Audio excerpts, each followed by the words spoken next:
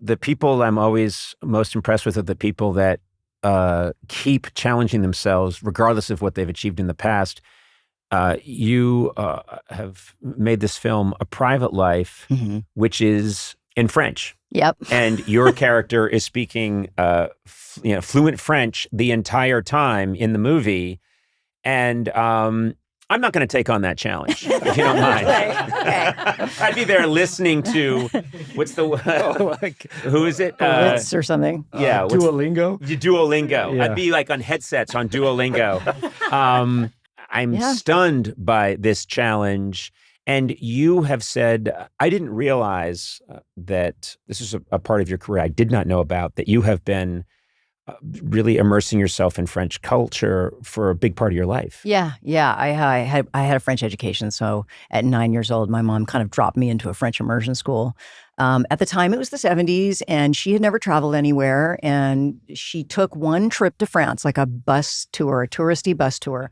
She went there and she came back and said, okay, that's it. We're leaving this country. You're going to be a French actor. I'm going to put you in this school. And then, if we have to split, that's what's going to happen. And so she put me in the school. I cried for, probably 6 or 7 months because it was horrible. I didn't understand anything. And I was doing math and science and history and geography and French. And then finally, I did. And so you, in this film, you're speaking fluent French the entire time. And did it change your acting style that you're speaking in this foreign language? Oh, yeah. I'm a totally different person in French. First of all, I have a really high voice in French. I don't know why. Really? Can you give me an example? Well, a lot of the ladies that I learned French from, they all spoke a little bit like this. Yeah. And I guess I imitated them when I was a kid. So I have quite a confident way about me in English. And in French, I'm just a total vulnerable person. Very unsure of myself. And I wouldn't say screechy, but definitely a little bit higher voiced. I have a totally different personality. I have the personality of somebody who's eternally frustrated that they can't communicate themselves well enough.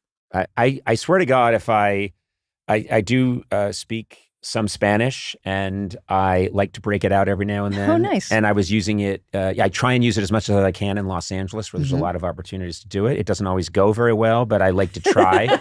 And your voice gets a lot lower. Mine gets a lot lower, and I sprout a little mustache. A little Telemundo mustache.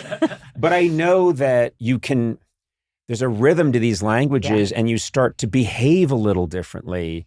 And I would imagine if I spoke French, I could see myself becoming more existential and maybe a little more dismissive and you should try it. Yeah. You should learn French. I know, but I might start smoking. Yes, and drinking red wine. And That's drinking what happened red wine to me. at 11 in the morning, and just being never saying yes. That sounds like a good idea. Just being, I don't know. You see, I don't know.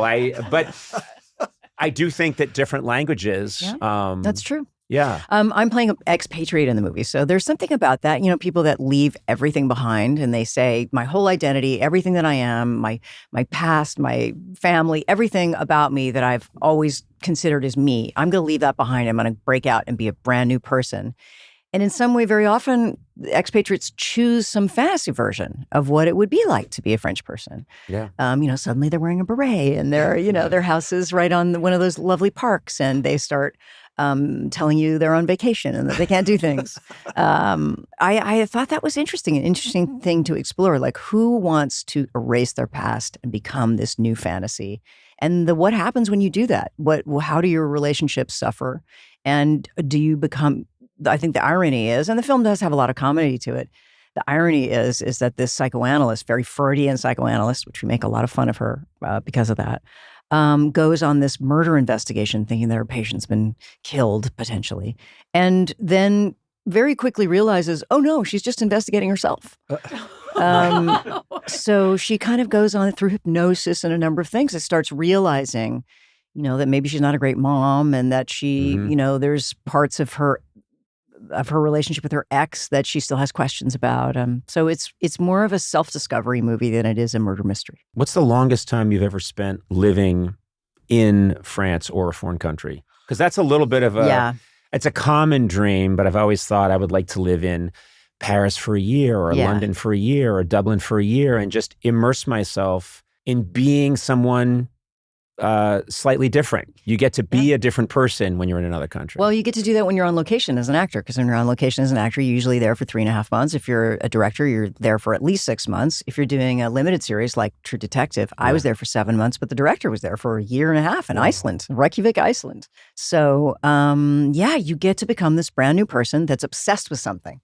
Because if you're making a show or making a movie, you're just obsessed 24/7 with this one thing.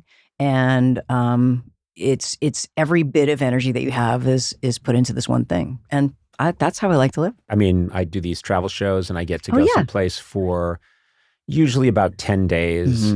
But I do, even in given 10 days, I try to forget. And it's really nice because sometimes you're in countries where they don't know who you are, they don't care, and you get to be someone else. And I love to just, when you're in the van and you're going to the next location and you're driving through Manila or you're driving through Mumbai, looking in little side streets and wondering, okay, what is that person's life like? What is it like to live in that apartment or that house right there? And I find, I say this a lot, I think it's the best antidote to ignorance is to go to other places, talk to other people, see how they live. Yep. It's this great loofah that, because we all get desensitized. Travel as much as you can. Doesn't have to be expensive travel or ornate travel, but just go someplace and try to take in what it's like to not be you. Yeah, and it doesn't mean that you ever really come to this conclusion where you totally understand that culture. You never will, right? Yeah, you'll always be bringing baggage from your own background and your own culture, but that's part of it, is growing and learning and evolving and changing. So that's kind of what I do when I'm not shooting is, well, first of all, I go home and I, walk the dog every single day at the same time, and I eat the same thing for breakfast, and I love my routine, and then I start getting a little itchy, and then that's the thing that I like to do. I like to travel. The same thing every morning? Yeah, I'm one of those. Is it anything crazy or is it pretty simple? No, it's What's really your breakfast? simple. I'm granola. I'm a granola person. I get you. I know that has some bad references. Oh, I like to party. I know what you mean. Yeah. Let's talk. You're saying it like I like cocaine too. I got a granola guy if you want to meet him. Okay. Yeah. You got any granola with you right now? He's crazy. My wife Liza makes granola, and it's like the greatest granola in the world, and the smell just fills the house. And I'm thinking, oh wow, that should be a cologne. I would wear that as a cologne. Well, that might be your next sponsorship. Yeah.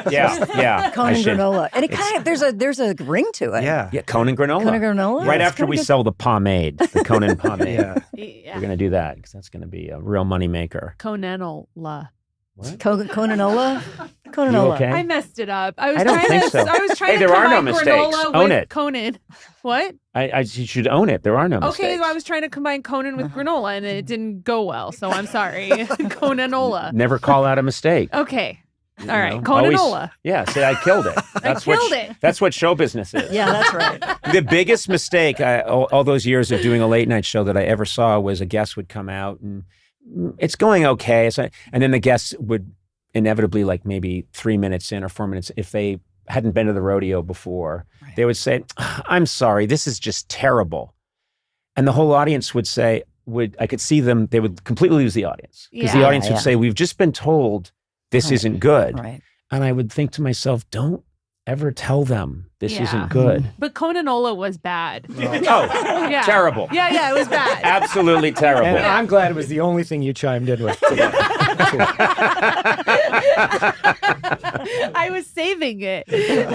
When you brought up granola, I was like, this is my moment. Yes, this is in my back pocket. You've been honing that all night. If she brings up granola, I'm going to say Conanola. But now, we wouldn't be here at this moment without it, Sona. So you're a genius.